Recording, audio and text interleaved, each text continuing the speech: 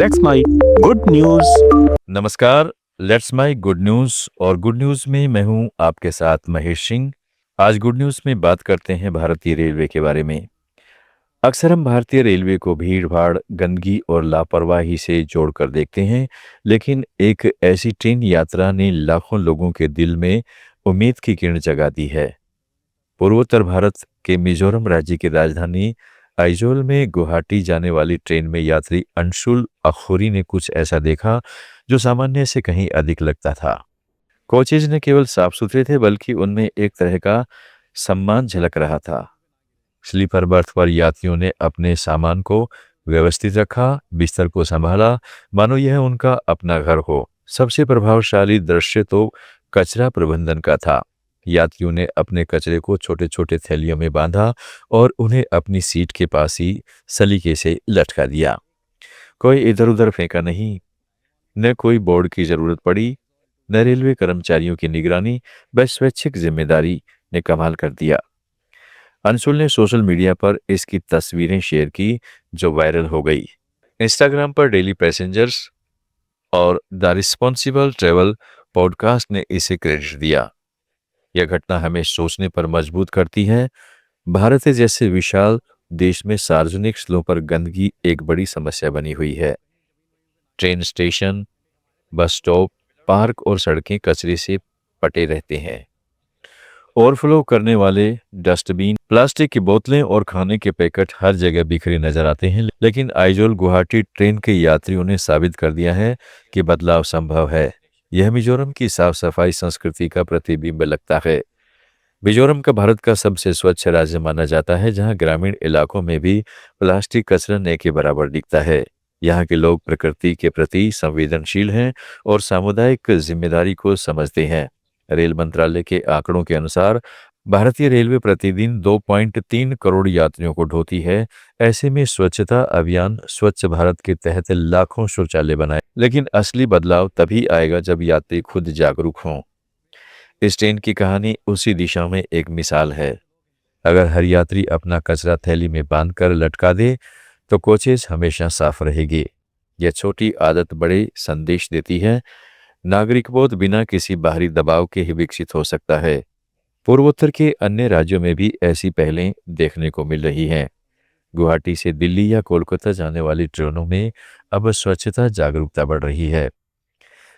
Railway board ने कचरा मुक्त ट्रेन अभियान शुरू किया है, जिसमें यात्रियों को थैलियां उपलब्ध कराई जा रही हैं, लेकिन आइजोल की यह ट्रेन बिना किसी सरकारी प्रयास के लोगों की सामूहिक चेतना का प्रतीक बनी। अंशुल अखोरी ने लिखा, यह यात्रा ने मुझे नागरिक बोध पर फिर से विश्वास दिला दिया। यह घटना पूरे देश के लिए प्रेरणा है। अगर मिजोरम के लोग कर सकते हैं तो हम क्यों नहीं। आने वाले समय में रेल यात्रा न केवल सुविधाजनक बल्कि स्वच्छ और सम्मानजनक भी बन सकती है। बस जरूरत है उस सामुदायिक मानसिकता की जो जिम्मेदारी को अपनाए।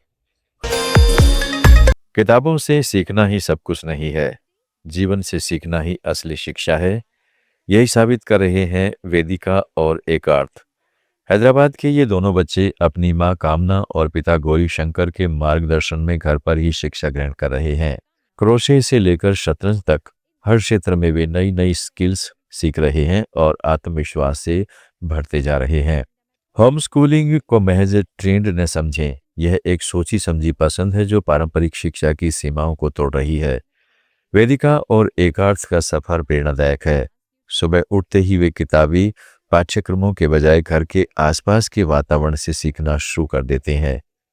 मां कामना बताती है कि क्रोशे बनाना न केवल उनकी रचनात्मक बढ़ाता है बल्कि धैर्य और एकाग्रता भी सिखाता है।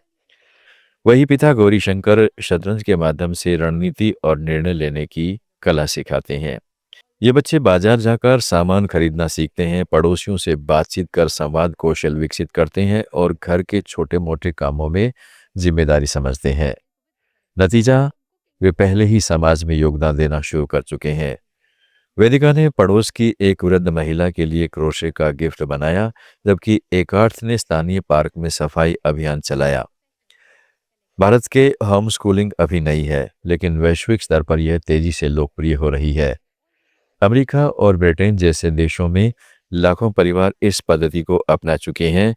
वहाँ के अध्ययन बताते हैं कि होम स्कूल बच्चे औसत से बेहतर प्रदर्शन करते हैं क्योंकि उनकी शिक्षा व्यक्तिगत ज़रूरतों पर आधारित होती है। भारत में भी राजस्थान, महाराष्ट्र और कर्नाटक जैसे राज्यों में होम स्कूलिंग को मान्यता मिल रही है। हालांकि चुनौतियां हैं, सामाजिक स्वीकृति की कमी, कानूनी जटिलताएं और संसाधनों का अभाव। फिर भी कोविड महामारी ने घरेलू शिक्षा की ताकत दिखा दी। कामना कहती है स्कूल सिस्टम में बच्चे घंटों बेंच पर बैठे रहते हैं लेकिन असली दुनिया से कट जाते हैं। हमारा तरीका उन्हें जीवन के हर पहलू से जोड़ता है। होम स्कूलिंग भविष्य की शिक्षा का आधार बन सकती है। एआई और ऑनलाइन संसाधनों के दौर में पारंपरिक कक्षाएं पुरानी पड़ रही हैं। कल्पना कीजिए जहां बच्चे अपनी गति से सीखें, रुचि के विषय में चुनें और दुनिया को बदलने के लिए तैयार हों।